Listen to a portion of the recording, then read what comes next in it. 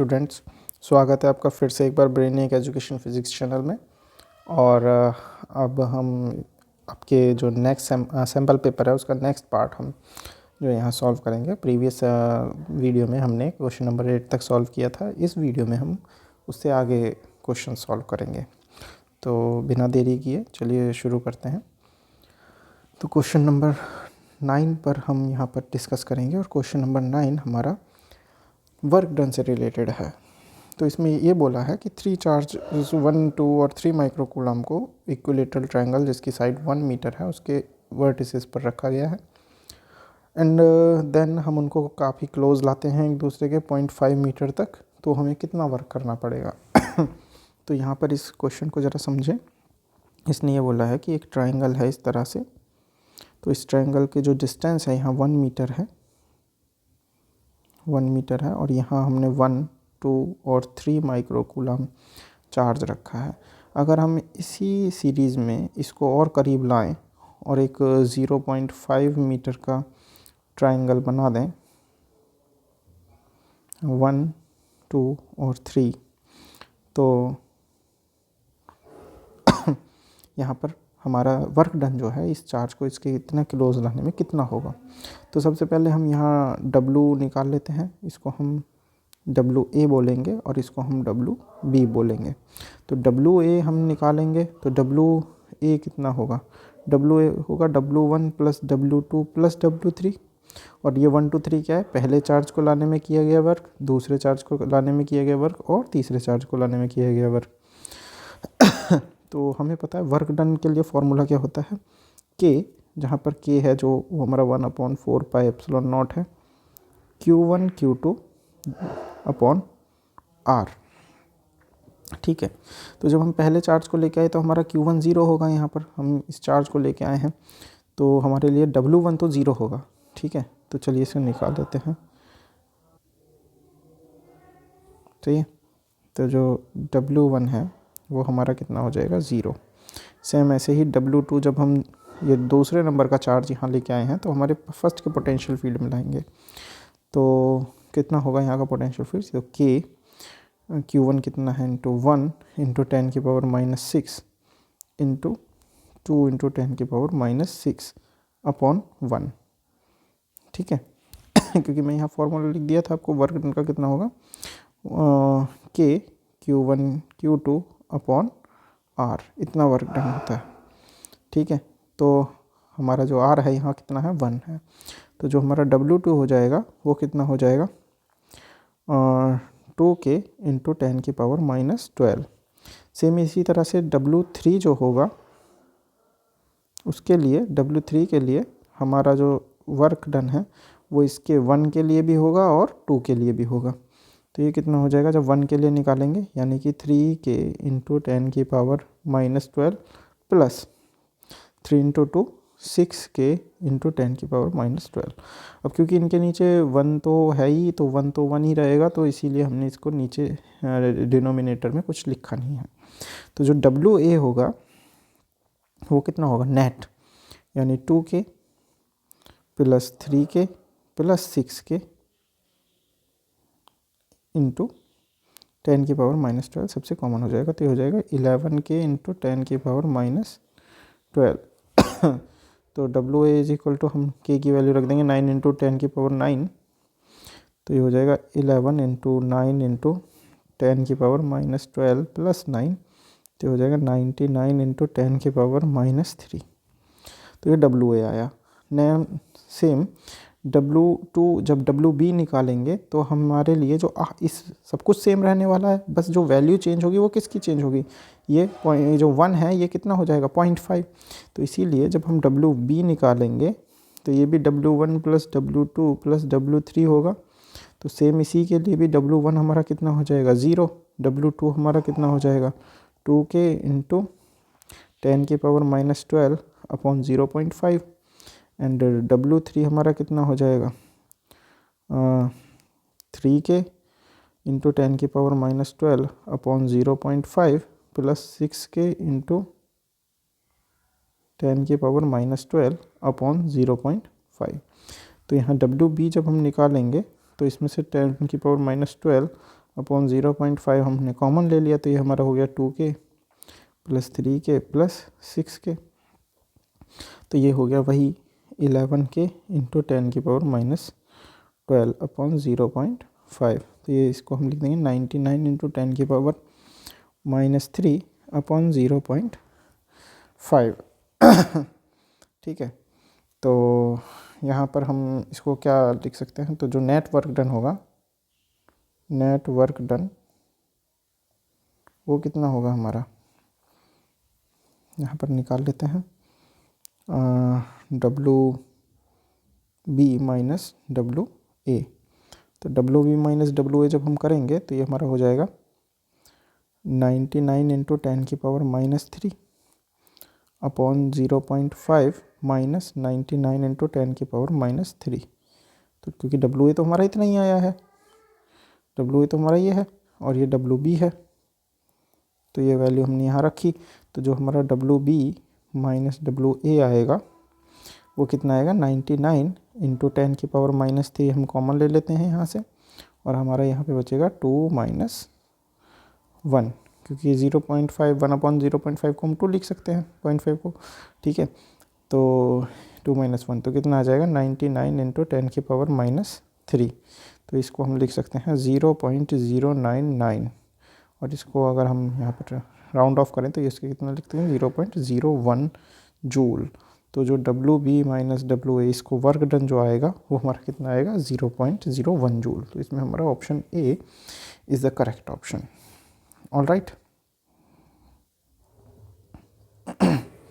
Now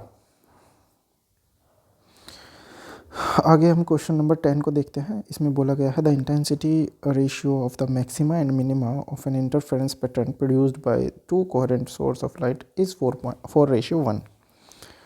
और मतलब intensity of used light source are in ratio. तो आपको क्या बताया है, इंटेंसिटी का रेशियो आपको बताया, intensity ratio maxima and minima का इंटरफेरेंस पैटर्न का।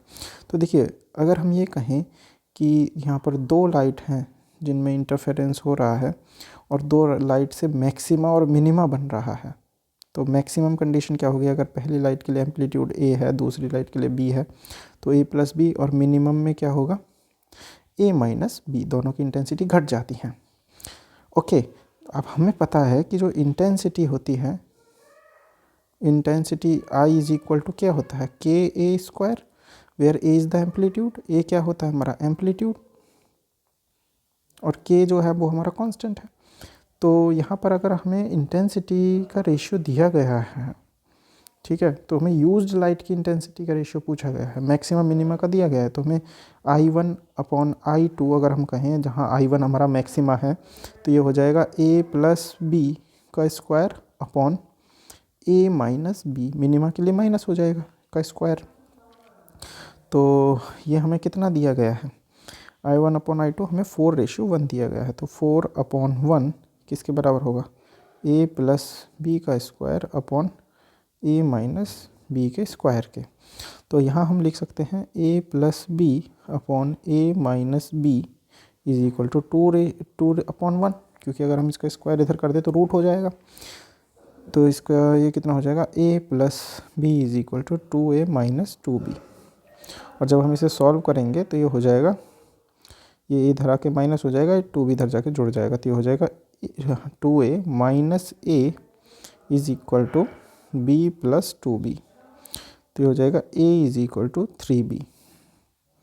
ओके, नाउ उसने कहा कि यूज्ड लाइट की इंटेंसिटी का जो रेशियो होगा, तो हमें पता है अगर इंटेंसिटी यहाँ पर हम IA अपॉन IB करें, ये रेशियो निकालें, तो ये कितना हो जाएगा, KA² अपॉन KB², K से तो K कैंसिल हो गया, तो A² अपॉन B² बचेगा। तो A की वैल्यू कितनी है, 3B का होल स्क्वायर अपॉन B², तो सेम हम B² ही रख देंगे यहाँ पे। तो IA अपॉन IB कितना हो जाएगा यहाँ पे, 3 3 9 B² अपॉन B², तो ये कट जाएगा और यहाँ क्या बचेगा, 9/1, या IA रेशियो IB जो होगा वो होगा 9:1। ठीक है, तो यहाँ हमारा option A is correct. All right, now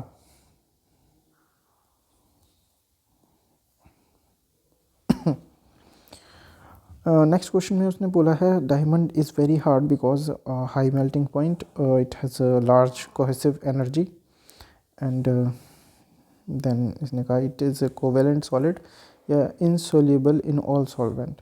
तो इसमें देखिए अब सिंपल सा ऑप्शन जो है वो होगा हमारा B, it has a large cohesive energy. Cohesive energy होने की वजह से ही डायमंड काफ़ी हार्ड होता है।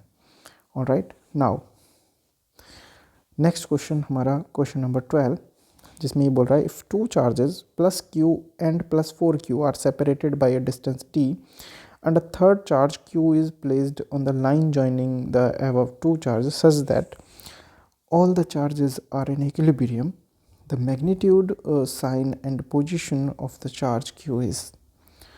तो मैं आपको बता दूं ये बहुत ही सिंपल क्वेश्चन है, आपके फर्स्ट चैप्टर से है। इस क्वेश्चन में इन्होंने जो आपको कंडीशन दी है क्वेश्चन नंबर 12, इन्होंने ये कहा है कि आपका एक चार्ज रखा है यहाँ पर दैट इज़ प्लस q, और आपका एक दूसरा चार्ज रखा है दैट इज़ प्लस 4q, और ये दोनों को जो सेपरेट करने वाली लाइन है इसकी जो डिस्टेंस है दैट इज़ d।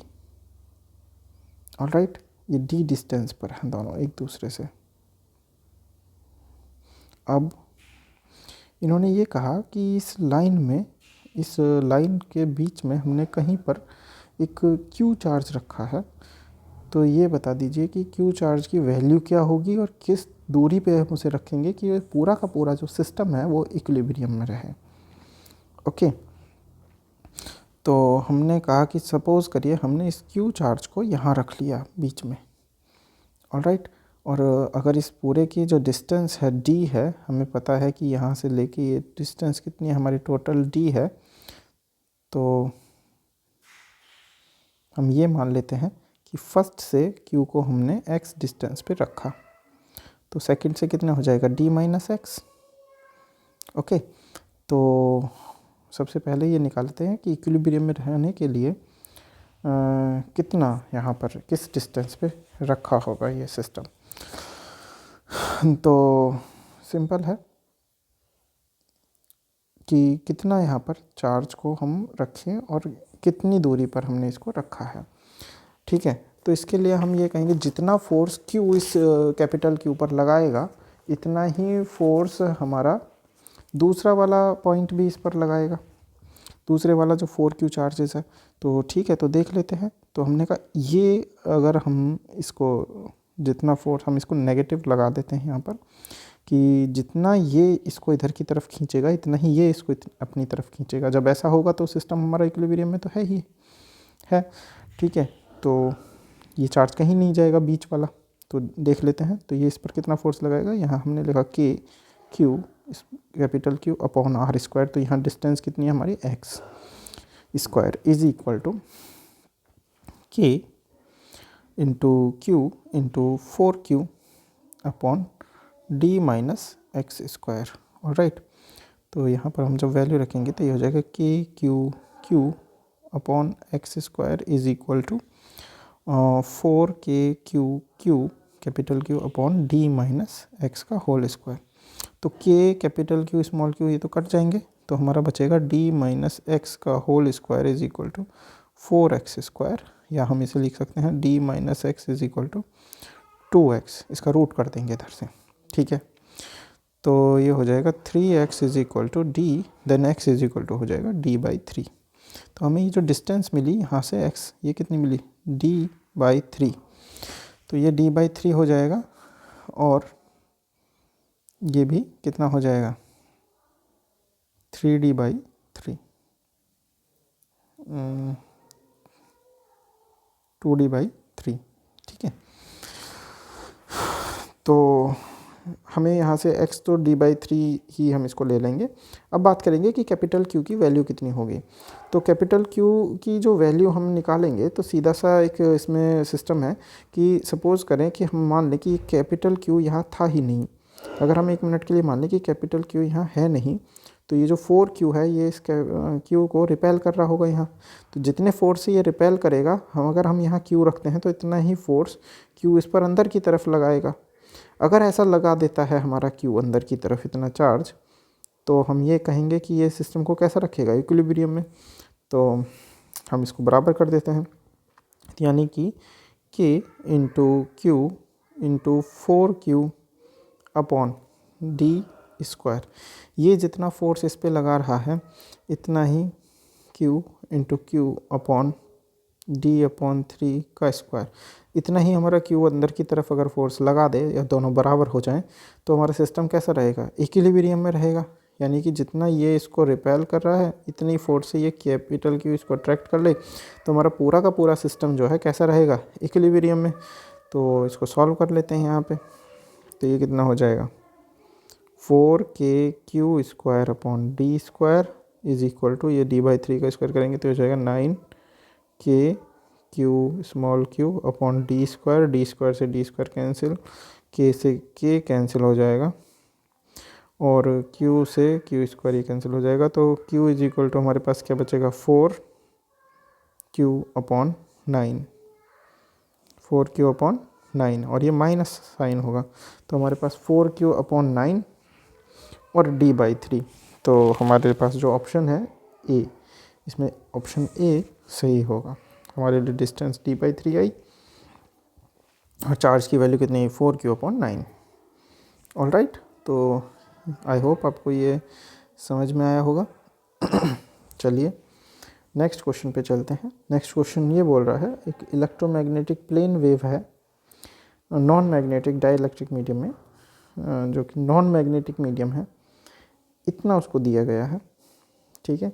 और इसकी जो डिस्टेंस है मीटर और टाइम में है, और डिस्टेंस मीटर में है और टाइम सेकंड में है। तो डाइलेक्ट्रिक कांस्टेंट हमें निकालना है। तो हमें पता है डाइलेक्ट्रिक कांस्टेंट क्या होता है, के होता है, या उसे हम E0 से भी जो है जिसे हम रिलेटिव परमिटिविटी बोलते हैं उससे भी हम इसको डिनोट करते हैं।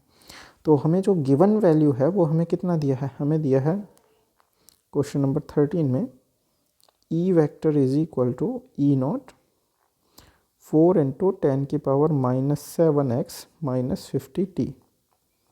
ऑल राइट, अगर हम इसको कंपेयर करें वेव मोशन वाली इक्वेशन से, तो इसको कंपेयर करेंगे तो हमारे पास इक्वेशन होती है E is equal to E0 kx - omega t, ठीक है।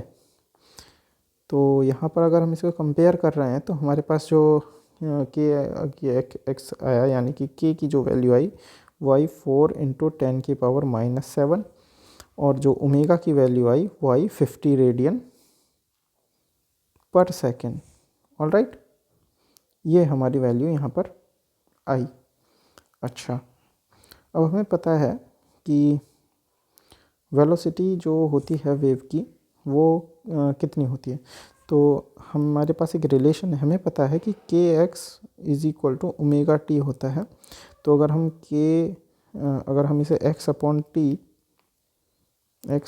T is equal to omega upon K लिख दें, तो x क्या है डिस्प्लेसमेंट और t क्या है time, that is the velocity.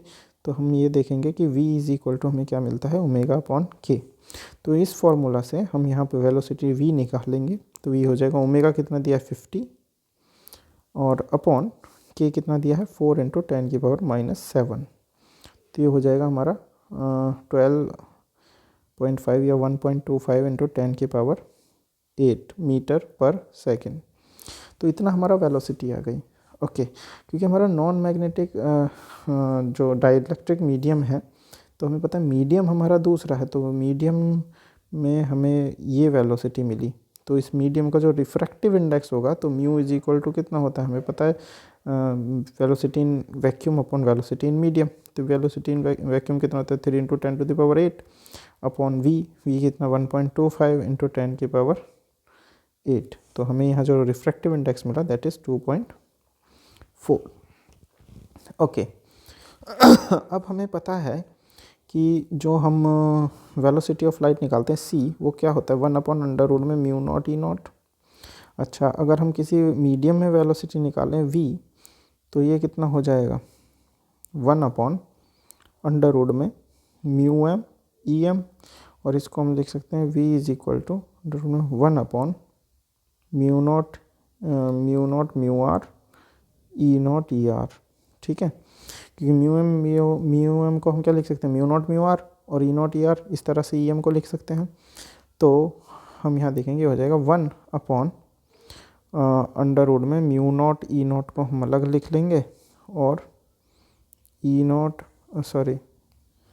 Mu naught e naught को हम अलग लिख लेंगे, और म्यू आर ई आर को हम अलग लिख लेंगे।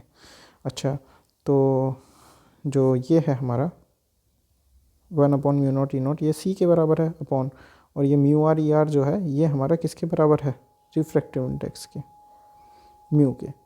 ठीक है, तो हम ये भी लिख सकते हैं कि जो हमारा रिफ्रैक्टिव इंडेक्स है म्यू इज इक्वल टू, ये कितना है, under root mu R E R के बराबर।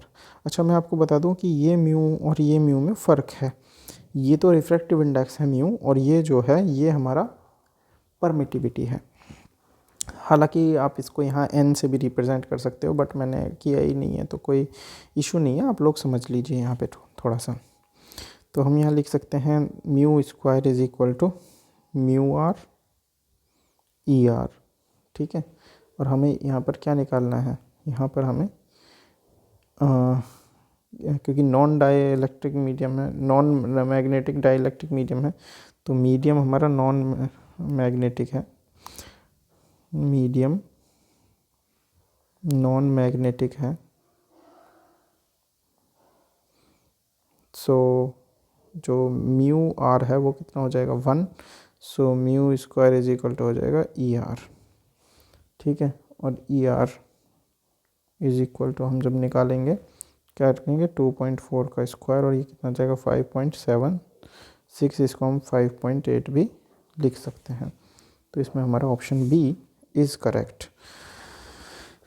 ओके,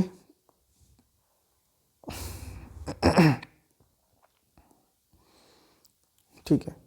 इसके बाद हमारा आगे क्वेश्चन आता है जिसमें बोल रहा है electromagnetic radiation frequency 3 × 10⁻15 cycle per second falls on a photoelectric surface whose work function is 4 electron volt.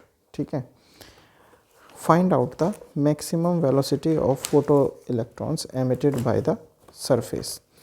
तो ये आपका ड्यूल नेचर से लिया गया है जिसमें फोटो इलेक्ट्रिक करंट वगैरह आपसे पूछा गया है। तो इसमें आपको दिया गया है कि कितनी फ्रीक्वेंसी का जो है इलेक्ट्रोमैग्नेटिक रेडिएशन इस पर जा रहा है। तो क्वेश्चन नंबर 14 में आपको जो न्यू दिया है वो दिया है 3 × 10⁻15। ठीक है, उसके बाद हमने जिस सरफेस पर वो जो गिरा है वो उसका जो वर्क फंक्शन है यानी कि फाई है वो कितना दिया है 4.0 इलेक्ट्रॉन वोल्ट। तो हम यहाँ पर निकालते हैं phi is equal to H nu naught. ठीक है, इस तरह से हम इसको लिख सकते हैं। ये कितना दिया है 4 × यहाँ पर इलेक्ट्रॉन वोल्ट को जूल में बदल लेंगे तो ये हो जाएगा 1.6 × 10⁻⁻19 जूल। ओके, तो आपसे पूछा maximum velocity of photo electrons emitted by surface. तो हमें पता है काइनेटिक एनर्जी जो होती है वो क्या होती है हमारे H new minus H nu naught. ठीक है, तो हमारे पास एच की वैल्यू कितनी है हमारे पता है, हमारे एच की वैल्यू होती है 6.62 × 10⁻34 इंटू न्यू दिया है 3 × 10⁻15। Okay, minus H nu not जो हमें दिया है वो दिया है यहाँ पर इसकी मल्टीप्लाई कर लेंगे 6.4 × 10⁻⁻19। तो जो हमें यहाँ पर काइनेटिक एनर्जी मिलेगी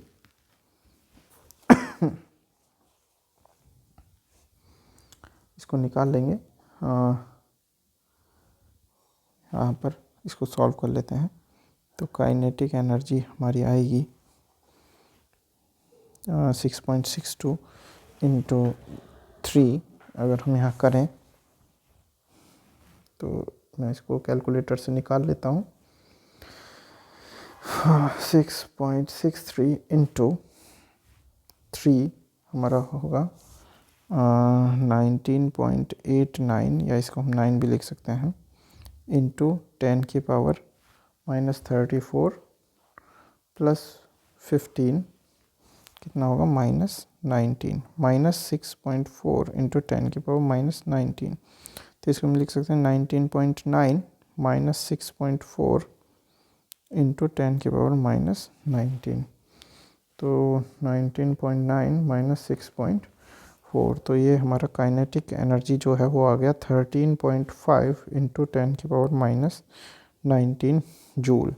ओके, नाउ हमें पता है काइनेटिक एनर्जी कितना होता है, half mv² is equal to 13.5 into 10 की पावर -19 जूल।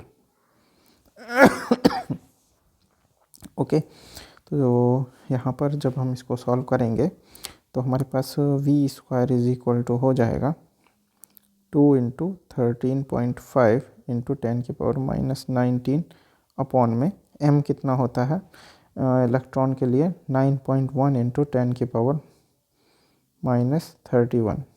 ओके, तो v² इज इक्वल टू हो जाएगा यहाँ पर 13.5 इंटू 2 यानी कि 27 इंटू 10 की पावर -19 प्लस 31 अपॉन 9.1, तो यहाँ -19 प्लस 31 तो 12, तो ये हो जाएगा हमारा v² is equal to 27 divide by 9.1, तो ये हो जाएगा 2.967 इंटू 10 की पावर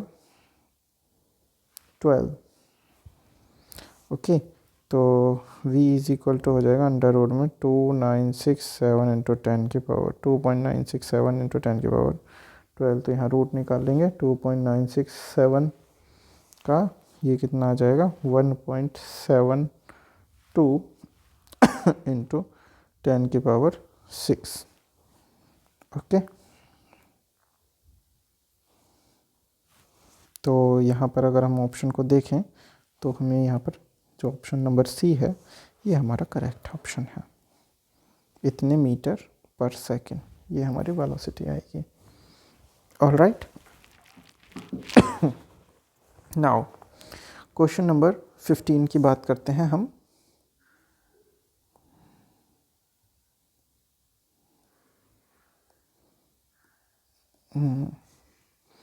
क्वेश्चन नंबर 15 में उसने बोला है यहाँ पर कि a metallic ring is dropped, एक मेटेलिक रिंग को नीचे की तरफ गिराया गया है, keeping its plane perpendicular to a constant and horizontal magnetic field. The ring enters the region in magnetic field at t is equal to 0, completely emerge out at t is equal to t second. तो current किस तरह से very करेगा, तो चलिए देख लेते हैं इसको। तो देखिए इसमें एक आपको रिंग बताई गई है, जो इस तरह की एक रिंग है, ठीक है, और ये रिंग जो है, ये रिंग इस तरह से एक हॉरिजॉन्टल मैग्नेटिक फील्ड जो कि हमने कहा x डायरेक्शन में है उसमें गिर रही है।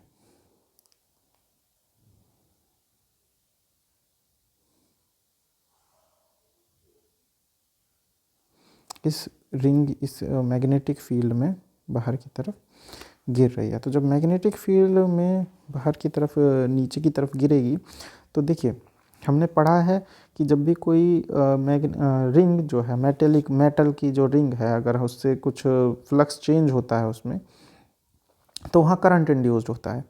तो ये इलेक्ट्रोमैग्नेटिक इंडक्शन का पार्ट है। तो अब इसमें देख लीजिए ज़रा, सपोज़ करें ये रिंग है जो कि यहाँ से यहाँ पर आई, तो आप ये देखें कि पहले यहाँ पर जो इसका फ्लक्स था इस पॉइंट पर कोई भी मैग्नेटिक फील्ड लाइन इसको क्रॉस नहीं कर रहा था, लेकिन जैसे ही ये नीचे आती है तो इसको मैग्नेटिक फील्ड जो है मैग्नेटिक फील्ड लाइन क्रॉस करती हैं और यहाँ पर इसका जो फ्लक्स है वो बढ़ता है।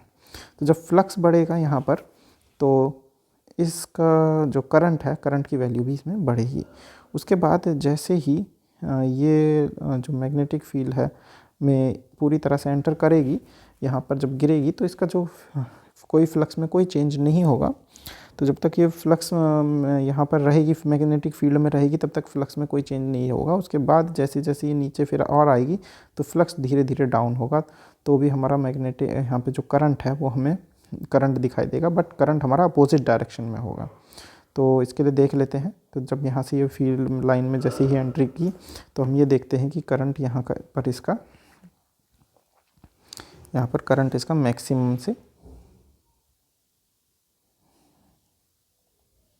यहाँ पर मैक्सिमम करंट होता है और उसके बाद मैक्सिमम से नीचे की तरफ करंट जैसे जैसे ये आगे की तरफ एंटर करती है इस फील्ड में यहाँ आती है तो करंट हमारा कैसा हो जाता है, स्टेबल, क्योंकि अब कोई फ्लक्स चेंज नहीं हो रहा है, कोई भी फ्लक्स चेंज नहीं हो रहा, तो करंट इसी तरह से रहेगा।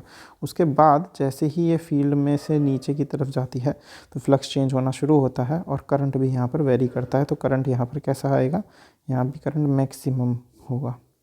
तो हमारा यहाँ पर फर्स्ट ऑप्शन जो है वो करेक्ट है। ओके तो ये इस तरह से है। इसके बाद 16 में आपसे बोला the ratio of time taken for light emission from an atom to that for release of nuclear energy in fusion is 1:100। यानी वो बोल रहा है कि जो रेशियो है एक लाइट एमिशन के लिए एटम से और रिलीज़ जो न्यूक्लियर एनर्जी फिजन में रिलीज़ होती है वो 1:100 का है। तो हाँ, एजर्शन बिल्कुल इनका ठीक है। और टाइम टेकन भी ऑर्डर ऑफ 10⁻⁻8 सेकेंड के लिए रहता है। तो हमारा इसमें एजर्शन और रीज़न दोनों सही हैं और जो रीज़न है वो करेक्ट एक्सप्लेनेशन है किसकी, एजर्शन की। ऑलराइट, नाउ इसके बाद इसने बोला क्वेश्चन नंबर 17 में assertion the average thermal velocity of the electron in a conductor is 0। तो कंडक्टर में इलेक्ट्रॉन की जो हमारी थर्मल वेलोसिटी है, जो टेम्परेचर की वजह से वेरिएशन होता है, वो क्या है, 0 है। इसके बाद इसमें बोला डायरेक्शन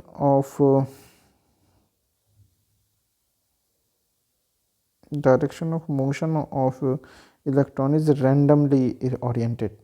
मतलब कि देखिए, जब सपोज करें कि एक ये हमारा मेटल वायर है, इस तरह से हम मान लेते हैं ये मेटल वायर है, तो